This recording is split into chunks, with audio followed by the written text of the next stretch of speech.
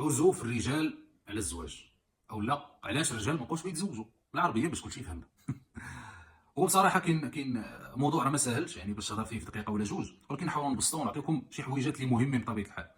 اول حاجه كيف كتعرفوا هو الصداق ديال شحال هذه راه ماشي هو ديال دابا، هو الله يكون في العوان يعني.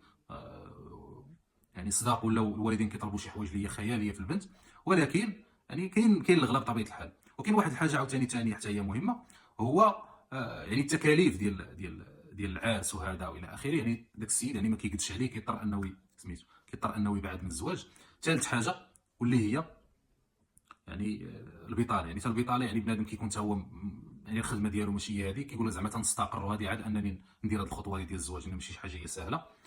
وعاد كاين اسباب اخرى ان شاء الله. يعني كما قلت لكم بغينا نهضروا في هذا الموضوع، خصنا نعطيكم غير بعض شي حوايج اللي هما بساط، ولا بغينا نديطايوها. يعني الزواج يعني اللي باغي يتوكل على الله يعني بشويه بشويه، واخا الوقت صعاب بطبيعه